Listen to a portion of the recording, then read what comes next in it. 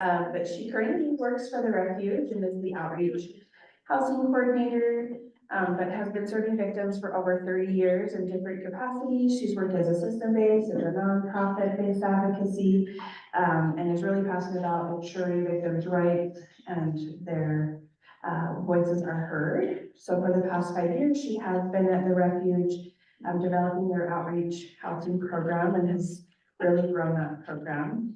And so we are so excited for her to be talking to us about domestic violence and some of the unique things with that group of victimizations. Okay, we'll turn it to you. Nope, you can have that one, yep, and then you can do the clicker. If you want, or we can move it forward if you want. Wow, a lot of people made it back from lunch. That's good. Yes, I am a survivor of domestic violence. That's how I got into victim advocacy. I had moved to a small town in Wyoming to get away from my abusive ex-husband. I was already remarried and starting a new life, but we felt it necessary to move away. And when I got to this new small town, I'm pretty open about our experience. And one of my neighbors said, you know, I can't believe you're a survivor of domestic violence because you're so happy. And I said, you know, it sort of made me think, maybe I should like speak out or do something, because happy, fun people can be survivors of domestic violence. So I thought I'd just do a little bit of stuff, and look what happened. It sucked me in for 30 years. So here I am. So yeah, I work for the Refuge Utah. We serve victims all throughout Utah County. So, all right. So not this Christmas, but a year ago, last Christmas, my husband and I decided to take the plunge and get some e-bikes. And I don't know if you know, but I think I've read this, that for older people, the most popular pastime is pickleball or e-bikes. Okay, so I'm not pickleball yet, but we thought we'd try this out. So we got these bikes, and you can see I have a super cute yellow beach cruiser. I have a pink helmet. I'm just an old lady riding my bike, and I have a bell on it. And we went to San Diego, and we rode all over. It was amazing. I loved it. I put like 40 miles on it. I thought it was great. Super fun. So in last April, I had the opportunity to go to the National Network to End Domestic Violence Conference. It was an economic justice summit, and I got to talk about our unique housing program and what we do. And you know how you feel being around advocates from all over the country. You're so pumped up, you're talking about victim things, you come back and you go, yeah, we're gonna do some fun things. So it was Saturday morning, and I did the Costco thing, the Saturday morning Costco thing. And then I told my husband, I said, hey, I want to show you this street right by where we live. So let's get on our bikes and ride. So we do, and we're kind of on a street. And he goes from the street to like a sidewalk. And I really don't think we had our power on, but his bike just went right over. And my bike did not take the curb. It was only like this big. And the next thing you know, I ended up flipped over on the sidewalk. I couldn't move, and they had to get an ambulance to get me off the sidewalk, and it was all chaotic and confusion. And so I ended up with severely broken leg and arm just from riding my cute little bike. And in the hospital, I would tell people, but I have such a cute bike. I have a pink helmet. And there's not a single scratch on my bike. Anyways, so I do have a point to this little story, but so I spent a week in the hospital, and my two cute daughters came to help me out because one is a nurse and she knew she better come. So we get ready to go home from the hospital, and that's right before I go home. So now no one in my family is thinking like, gee, I wonder what kind of vehicle would work to bring her home in. So they bring a truck, and I don't know if you can tell, it's up here. But you know, look how happy I am. They give you amazing drugs after you have a severe injury. So I'm just sitting there. How do people think I can't walk? I can't put any weight on my leg for 3 months. So I have a hard time. So one daughter gets in the truck, is pulling me by my armpits, and the other one is pushing me up the back, and it was just comical, really. But anyways, we get home and we, start doing things. So when we got to our house, we have just 2 stairs up the top. So in the hospital, they ask you, how are you gonna get around your house? Do you have stairs? I said, oh, it's just a couple. Get a ramp, right? Because I have to go in a wheelchair from a car to my house. So somebody gets a ramp. Well, you would think that just a ramp going up a couple stairs, and I don't know if you have experience with being in a wheelchair, but it's a nightmare. You need like a 12-foot ramp to go up just a couple stairs. So it's taking like 2 people to get me over 2 stairs to get in. But we kind of got all that figured out. So I wanted to come back to work, so I have to be driven to work. And when I get to my work, there's a handicap parking spot. So I get pulled in there, my daughter has to drive me. She gets me out in the wheelchair, and you can't see it now, but there on the left side, there's like just a stream of debris, like little tiny rocks. I'm sure it has always been there. I've worked there for years. Never noticed it before, but now I'm in a wheelchair. My daughter, who's not frail, is trying to push me, and she's like, this isn't happening, Mom. This is like the Grand Canyon. I can't. It's like really hard. So we have to figure that out. Now, you might be thinking to yourself, why don't you people just get a broom and sweep it off, right?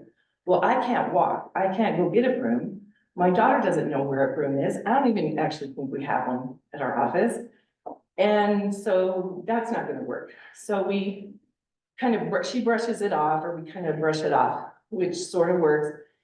But then the next time we come back, the rain has come and brought all that back in, all that debris back in. So we have to keep working on it.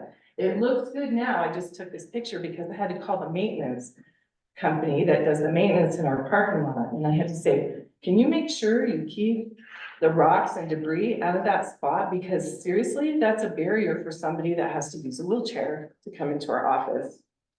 So I thought, I've been thinking a lot about that since that happened to me, and what a barrier it became for me. So it's this thing this challenge I overcame is nothing like domestic violence. I'm a survivor of domestic violence, and I definitely know that it's not comparable. But just for today, I want you to think about barriers as little rocks, the rocks that maybe look little to us or to other people. Like, we'll talk about some of them, but really for a person experiencing the barrier, it's huge. Those little rocks and that little debris was huge to me. I just walked from here to my room, and I actually walked on my own. It was amazing. And I was looking and I go, wow, I couldn't have done that, I don't think, in a wheelchair. It would have been really hard. So, why do we want to know? Let's see. Oh, do I do it this way? Towards you or toward the screen? Doesn't matter. Okay. Now, look at us. Okay.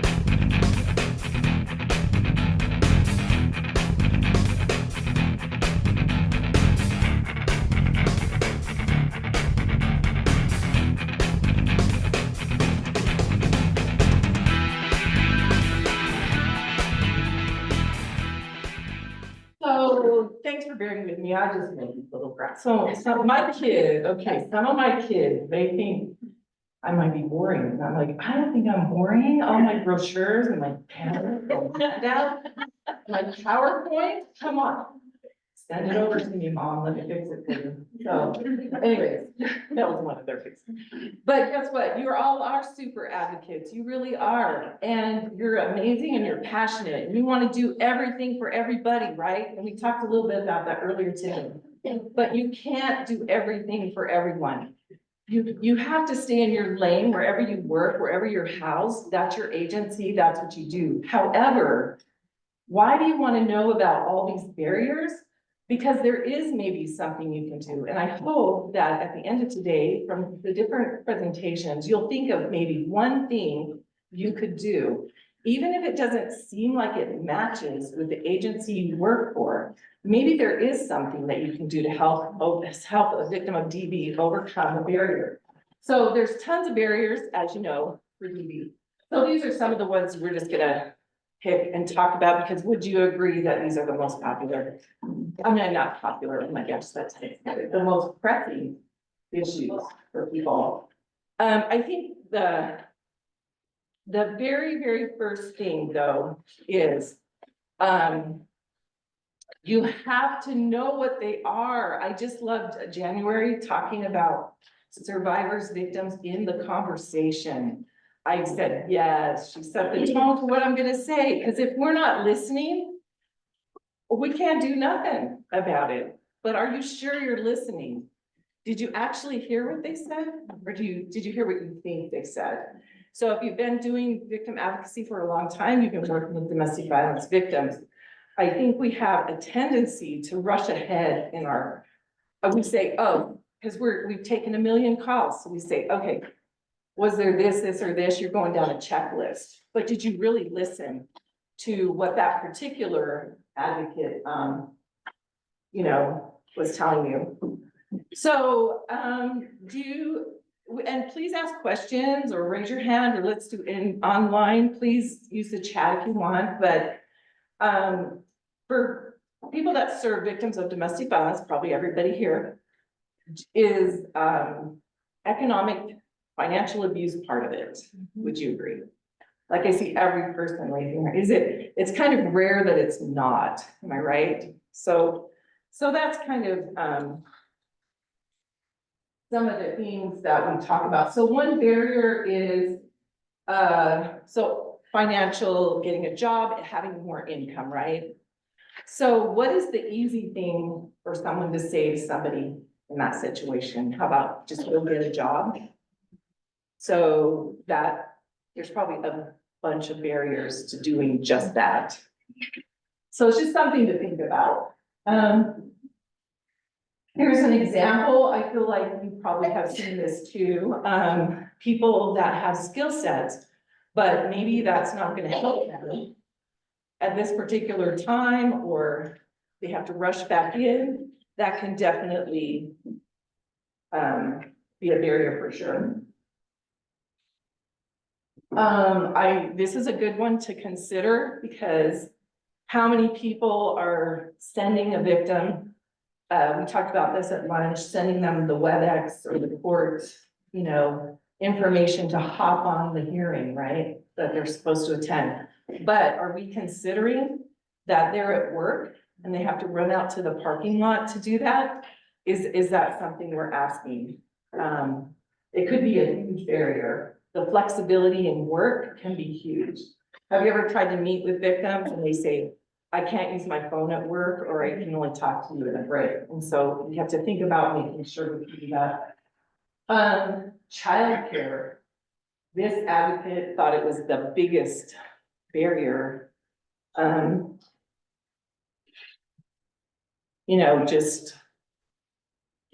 Think about yourself. If you have children and you take them to childcare, and maybe you got to choose where you take your children, and you get to check it out and pay. Someone in a domestic violence situation might just have to take whatever's available. They might not be flexible. They might have to choose that.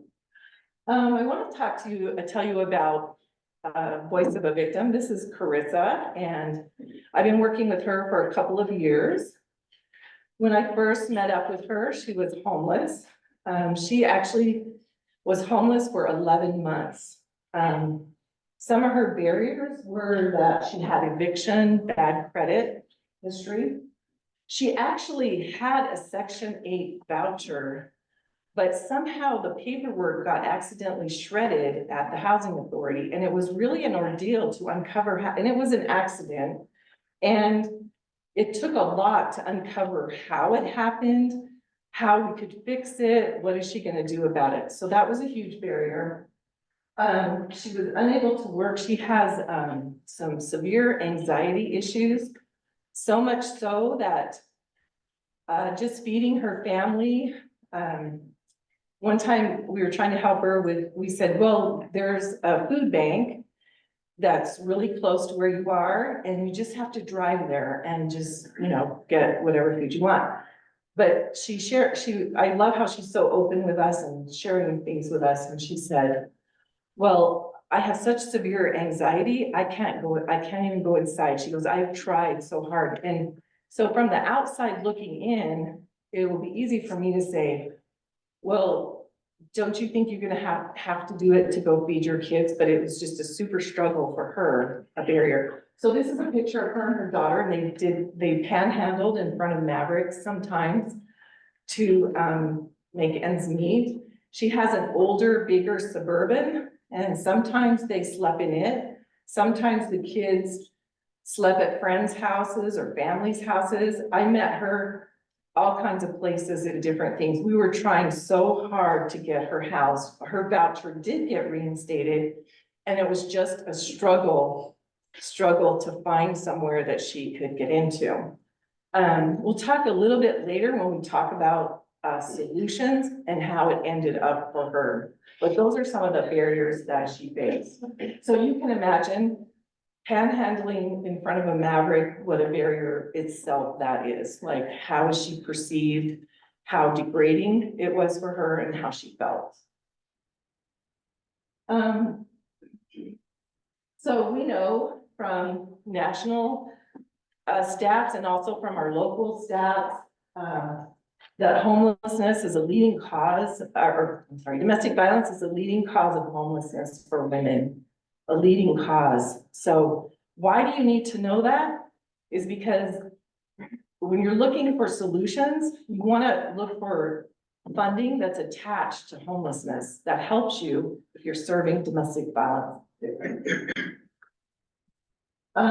This person talked about getting a voucher or getting housing. I think someone else mentioned this too, that the housing that they were offered was right where the offender lived. Yeah, but you guys were mentioning that too. Can you believe we're on the same? Look at us. Look at us, girl. I mean, that's an issue. That's a barrier. Now, from the outside as the advocate, you might be saying, hey, they just offered you an apartment. You're gonna turn it down? And this victim is brave enough, survivor, to stand up and say, I'm not denying this. What you're asking me to do doesn't make sense. It's not right. I think she says stupidity on that. So, and you know how it is with the job, the living, yeah, we all know that part of it. Another big barrier is transportation, obviously.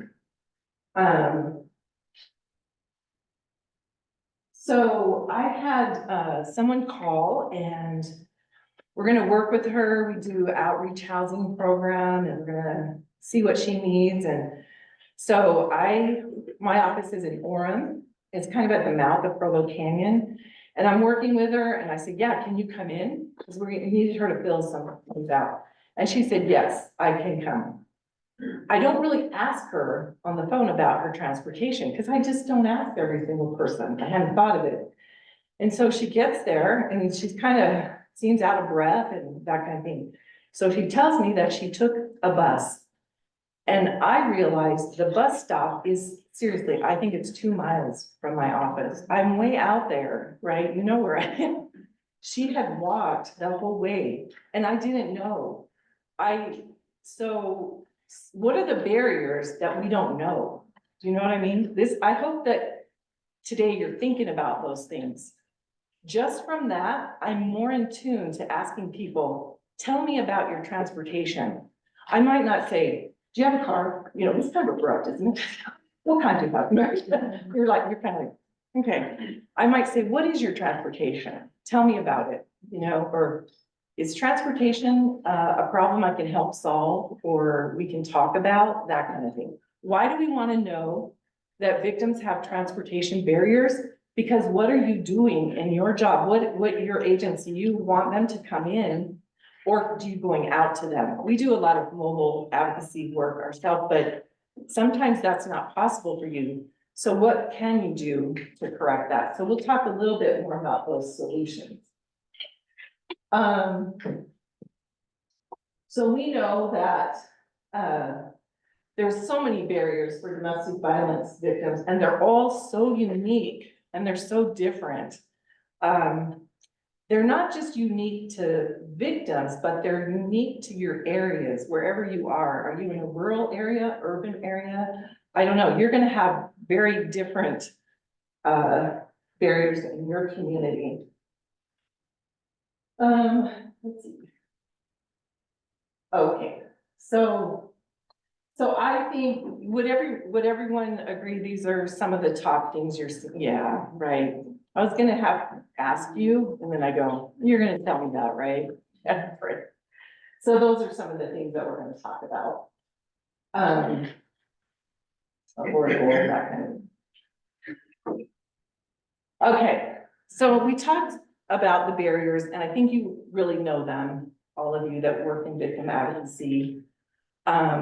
So now what? You're finding Nemo, you got in the baggie, and you got in the water, and you got out. Now what are we gonna do, right? So we'll spend some time talking about some of the solutions or how we could correct these. Yeah, what are some of the connections we can make wherever you are? What are some of those connections? See what you can do. So it's clear that we talked about the village part earlier, we can't just do it ourselves. It's very clear collaboration. That's gonna have to be it. Because isn't the goal for domestic violence survivors to support themselves and to go on to a peaceful, happy life and be free from abuse, of course. So the first thing I want you to think about doing is this. Take a look around wherever you are, because I think we discount this. We think we know. Right now, if you had to make a list, what's the top employer in the community you serve? And we'll talk about why it's important for you to know this. What is, do you have tourist trade or tourist industry where you work and serve, victims? Are there colleges? Like, what is the transportation where you work? Do you know it? Are you familiar with it?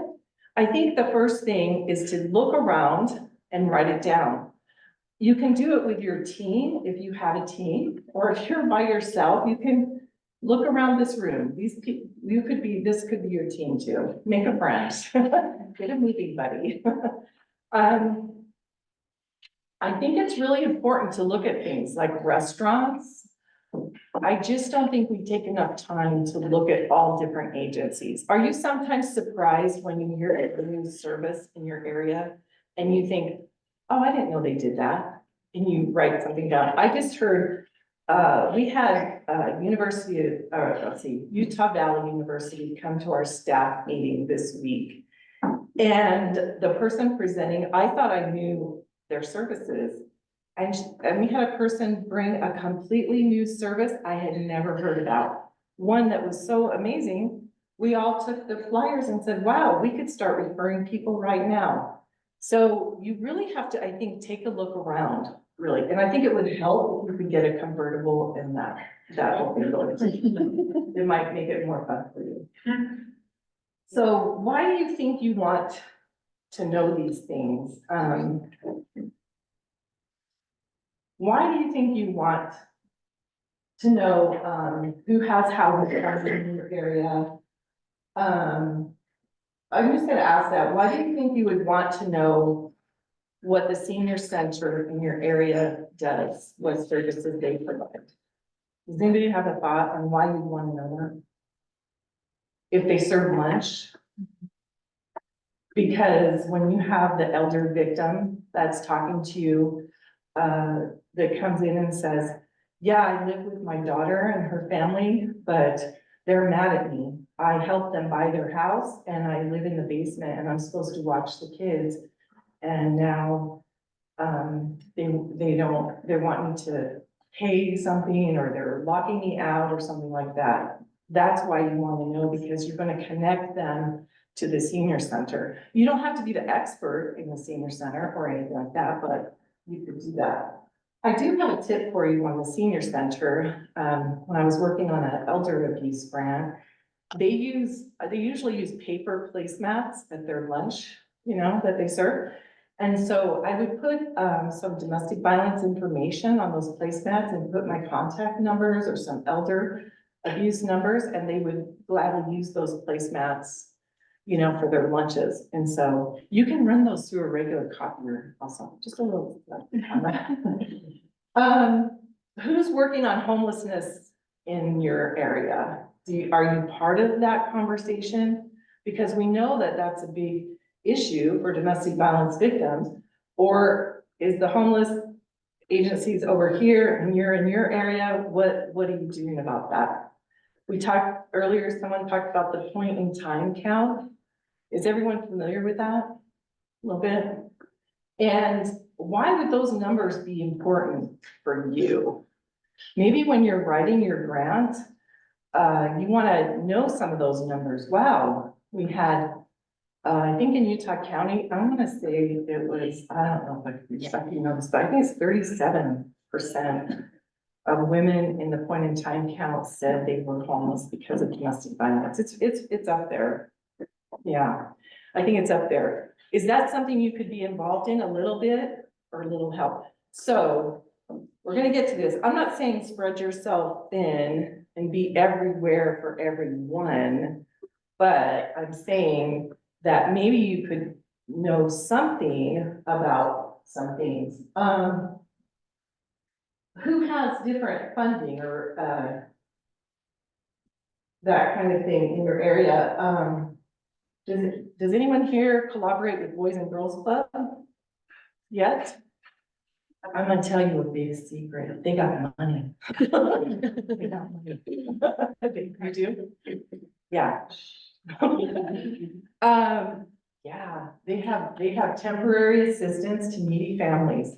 My program also has that funding. And so I'm not competing with ours, but I can tell you when I'm running low on funding, guess who I'm calling to say, hey, could I refer somebody over? This is a mom with kids. They could enroll in your program and they could do that. I really didn't know that before I started working on this housing program, that that's what they have. So, like I said, I've been a victim advocate for a long time, and I spent 9 years in a county attorney's office. And I pretty much, stayed in my lane doing the criminal justice advocacy, that kind of thing. Of course, victims I worked with told me that they had issues with housing, transportation, childcare, but I don't know that I've thought about trying to be part of the solution. In fact, I used to have lunch with the director of the housing authority regularly. Our kids played sports together and she lived in my neighborhood. And I thought it was, when I was preparing this, I was thinking back to that and I said, all the years that I knew her and had lunch with her, I never said, hey, can I help you with a project? What are you doing? Are you getting some housing for victims? What can I do? Right? You don't always think about who you actually are already connected with and what they can do for victims. She did end up building a new housing project in a smaller town, and she wanted to have some set aside units for victims. So she did, and I think I might have written a letter of support, but I wasn't regularly talking about it. Like I wasn't saying, the last 10 victims I sent over to your agency are telling me that the wait list is like so long. Is there something we could do about it? Or can I help you? Or what can I do? So I think you have to think about who's doing what and what can you do? Head Start, do you connect with the Head Start programs in your area? They also have, are connected to some HUD funding for rental assistance. Some of the funding that I've used has us make sure that we're talking to victims about Head Start and offering those services to their, making sure their kids are, aware of that, they're aware of that.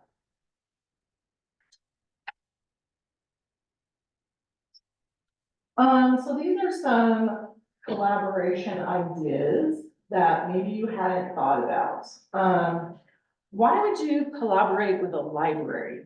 Anybody, any thoughts on that? Yeah. One thought that comes to my mind is that people that don't have access to computers, you can go to a library and get emails. Also, an excellent place to meet a victim is a library because they have quiet space. I mean, I don't know if we tried that, but I think that's the computers. It's a gold mine, right? It's just sitting there, they could use it. Maybe there's a child class going on or a read story time, and maybe the kid can go to the story time while the mom goes and does the, applies for something or something like that. And of course, I guess I should have said this in the beginning, but we know for sure there are male victims of domestic violence, and we absolutely serve male victims. But I just keep using she pronoun because the majority of victims are women. But of course, know that I would serve male victims as well. Totally. I was just gonna say quickly on the books, and Callie can speak on this, because she's a book lover. But last year we did the National Crime Victims' Rights Week, and we did bookmarks for the library. And the program, and I can't recall the exact program, but they were gonna put them in all the books that were gonna go in, they had extra bookmarks and they were gonna add them. And so even just that, they had the resources, the QR codes, all that stuff, like, that's such an easy way of reaching out, so, but yeah. Excellent, because I think we forget about that. Like, where are you gonna put, your stuff? Yeah, I love that idea. Also, I was working as the police department victim advocate, and I was looking for a place to hold a support group, a peer facilitated support group. And it was kind of a small building and there wasn't a lot of space, but there was the library. And I thought, well, that seems kind of random, but I got to know the librarian and she said, oh, absolutely. We close the library at 8 p.m. and you can do your support group from 8 to 9 by yourself. You can have the whole place. And it was excellent because everybody had gone and they had a nice little room and we could just be there, and it was very secure, it was good security and that kind of thing. We locked the door, so you could do that. So that's a way to serve a victim too. Also, this particular librarian, she had written some grants, and I don't know if she asked me to look at it or I asked her. And her description of the geographical area where we lived was awesome. And I said, can I borrow that from you? So you might think about, wow, who could I collaborate with that I wouldn't normally think about, It might be something like that. I was very surprised that a mental health agency that I didn't really know of contacted us last year and said, hey, we have some housing funding is specifically designed to keep children safe. So we're looking for like a single mom with kids that we can help with rental assistance. Do you have any? Oh, yes, I do. That's all I have. So we're able to collaborate with them to use some of their funding. So I think just, talking about different people, workforce services, one of the victims you're working with saying, I appreciated her so much this morning saying, be honest, tell me, because she knew that people we serve sometimes can't access their services, right? Their complaints. At this, kind of around the starting of COVID, the confusion time, we had so many victims telling us that we were sending them to an emergency service agency to get emergency assistance. We thought we were doing our job. Excuse me. We're just sending them. And we start getting feedback. It's confusing. No one knows what to do. I don't understand the paperwork. So after about 5 of those, we said, we better go check it out. So I sent my coworker there And I said, you figure it out and then we'll be easily able to explain it, right? And she came back and I said, do you got it? She goes, I don't think I got it. She said, I tried it. I tried what they were doing, but you remember how COVID was so crazy confusing. Who could, there was paperwork, this, that. So we had to work on it is what I'm trying to say. But we decided to keep the applications in our office and how could we facilitate that? So even if you're at a prosecution or a police department, is there an application you could keep at your office to easily help someone just to eliminate that little barrier? You're not going to take over for that agency, but you're just going to try to facilitate an easier way for the survivor you serve to have a better experience. Do people collaborate with people helping people? They have an amazing newsletter. If you don't, you should get on it. People Helping People Utah, they have job fairs often throughout the year. We love getting that newsletter and email about the job fair, so we can easily forward it to victims and survivors that are, do you work with people that are looking for jobs? Probably, yeah. So that might be something, a barrier that you can help kind of look at that.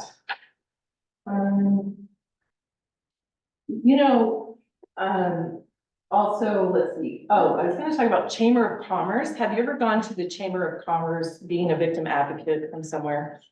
And you go, well, I think I had to go, or something about my city, somebody had to go, one of those things, like, who are they gonna send the lowly victim advocate, so send her.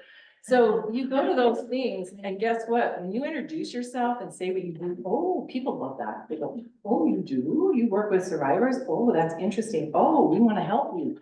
And you start hearing things. We want to donate something.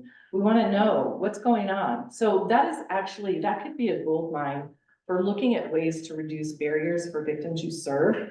Who are the businesses in your area?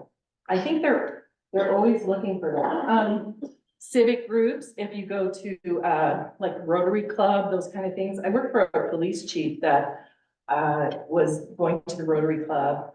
That was his thing. And then he was like, oh, you should come with me.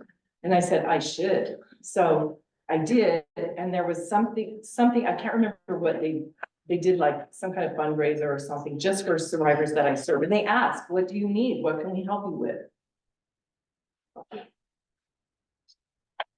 So yeah, you can't do everything by yourself. You can't, of course. Who in here uses volunteers? Do you still, we have to, right? Right, or we're supposed to, right? Our friends.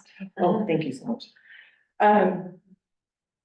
So I think, like, where can you find some volunteers, Where can you find them? You can find them at different places. I just had a student that going to UVU and they just needed 20 hours.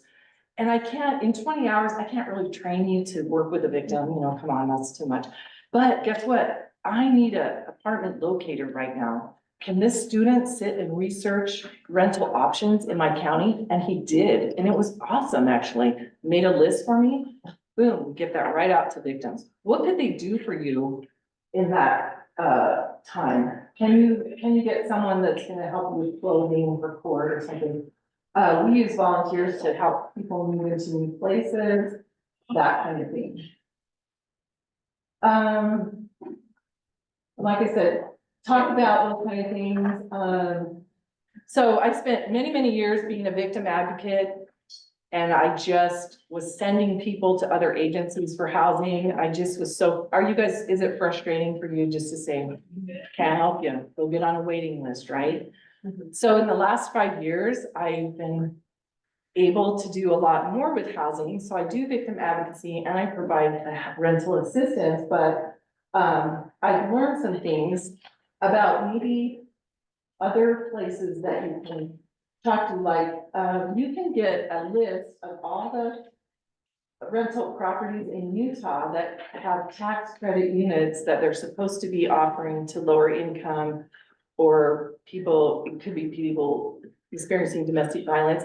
You could be sending some of the survivors you serve to those areas. I gotta give you the Carissa update. So how I met with her originally is I was doing a presentation at Utah Valley, and a participant in the audience was the McKinney Dental counselor for the school district.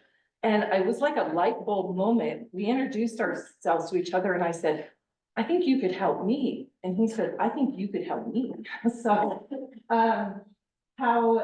if you don't know who the counselor that would work with, students experiencing homelessness in your school district, you should find out who they are, because they might be helpful to you when you're working with somebody. So we worked with him, after so many months of trying to find a place, she found, guess what? KSL, a private landlord, which we do a lot. The landlord was willing to take a chance on her. We helped our housing authority develop a brochure that talks about the benefits of taking a housing voucher. They let us help them create this brochure so we can, survivors can give that to a potential landlord that says, why do you want to take a chance on me? Because you're gonna get paid every month on the voucher, plus you get advocacy support from the Refuge Utah. So we're there, we're helping them with other issues that they have. So the landlord is like, that's very attractive to them. So she took that, we still work with her, I talked about different things, but mainly perseverance. So this is her last Christmas with her kids, and Carissa is a big time help with us. Her voice we listen to often. We ask her about things. We had an event in our county that was a night. I work on the Homeless Coordinating Council, and we had an event where we invited people to experience what it would be like to be homeless for the evening. And I had Carissa come so she could help talk to participants about her experiences and what it's like for her. Because sometimes when you think about homelessness, you think of an older male maybe standing around, maybe in your mind, you know, the barrel that's with fire for warmth, you know, you think of maybe that, a stereotype like that. But we were able to help with this event so that we could talk about, what about victims of domestic violence? What do? They suddenly become homeless. They scramble, they don't know what to do. I worked with many women who, they became homeless very suddenly. They spent the night in their minivan behind Target or a shopping center because that's where they thought to go. That would be safe. There's lights there, right? There's security. Maybe I could go there and no one would notice that I don't have anywhere to sleep.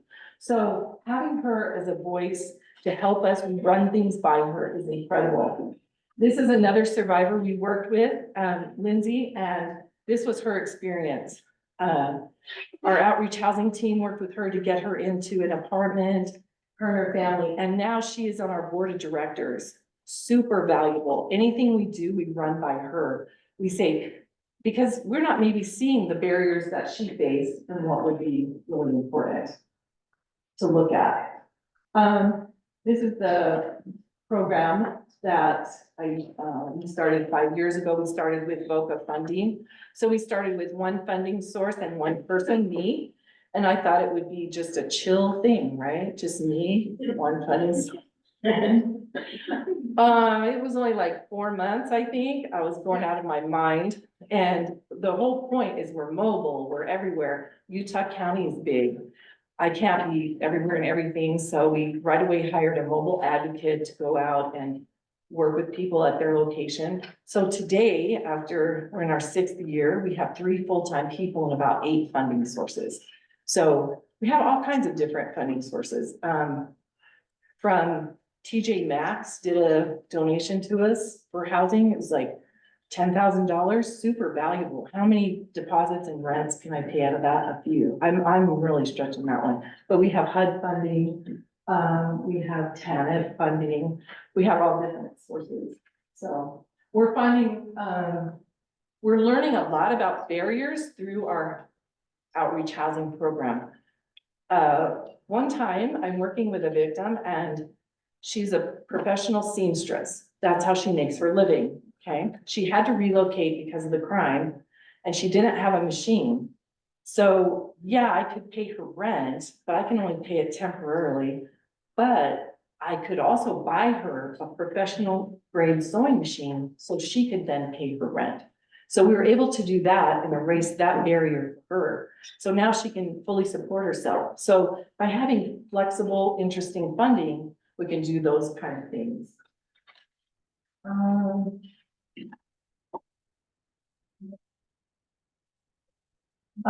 This is what kind of, I thought this is really encouraging that, you know, you just can't do everything for everyone. But I think the simple things that you say to victims, just that simple encouragement, you know, it's those rocks again, the little rocks, like what little rock can you help them move over, you know? Encouraging them, hey, you did a good job today. You did that. I think that's important. Oh, okay, they did it to me again, my kids, I don't know how to read so good for a little bit of time.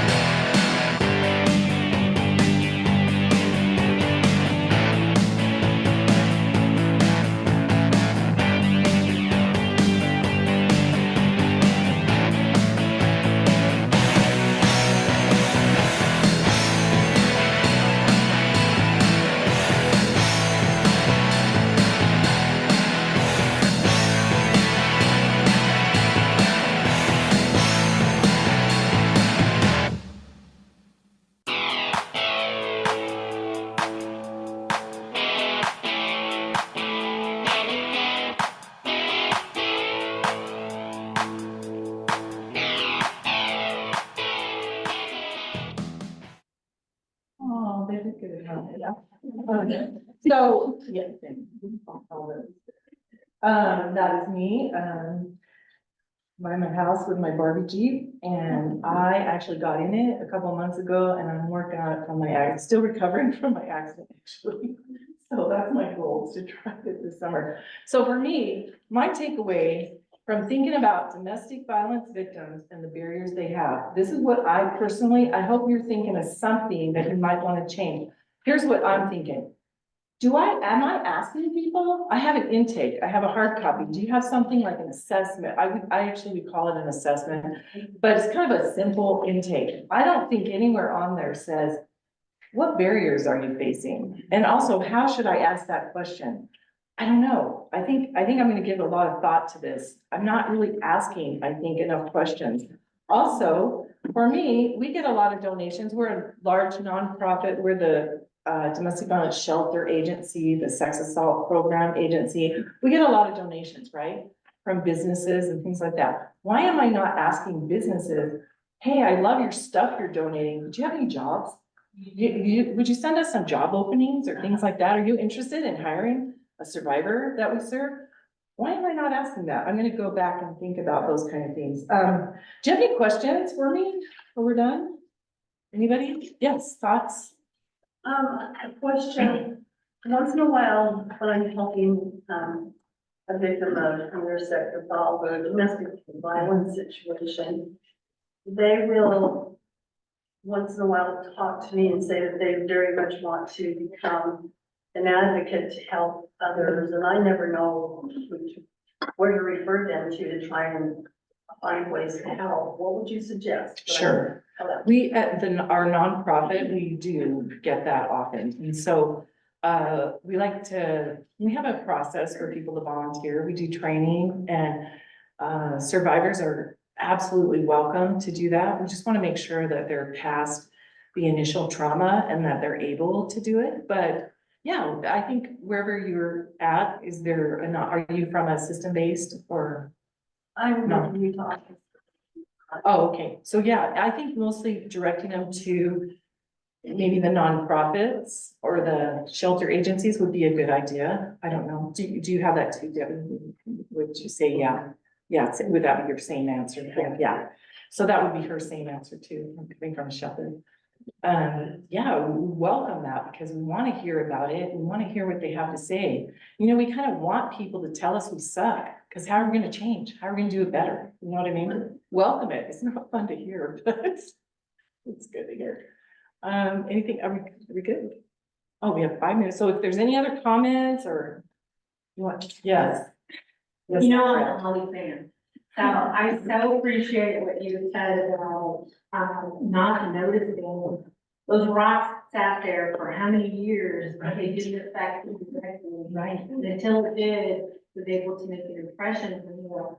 And then this is more just of a comment to, in general, especially when we are looking at the cuts to growth lending, how, I think I'm gonna talk to you about this, but we had a defendant offer to donate $100 to our victim services. But because we're not set up to receive that, and our agency was like, we probably don't want to go into all the issues that might bring, because we're small. I refer them to the refuge, and we know that both is funded by federal dollars from defendants at the federal level. And just looking at why that can't happen at the state level when we're looking at all these steps. And that would directly be from defendants and their fees that they pay. They already pay those $760 clean abeyance fees. Where are we seeing that? Where are victims seeing that? And that comes just directly support law enforcement, so that advocacy and victims. And so just as another alternative that on a more legislative level, that as we look at things like that, to be able to support the services that we provide. Awesome. Back row, taking notes. Oh, no. I see you. I see it. Yeah, it's an idea, yeah. Oh, that reminded me of, you know what's so valuable? Gift cards, right? Gas cards, just Visa cards that victims can use for gas. So we had an employee at our agency, she was just getting her tires changed, and you know, she started talking to the owner of the agency, just telling him what she did and how she's involved, and he said, wow, I'd love to have like a little fundraiser for my company and everybody he supports. Oh my gosh, we got thousands of dollars, I think, of gift cards just for gas, just because she happened to be getting her tires rotated or changed or something. So it's always asked, and if your agency can't funnel the money, like you're saying, if somebody wants to donate, give it to your nonprofit, who can then give it back out to the victims you serve. So- I did it for them to do. Yes. Okay, thank you guys so much.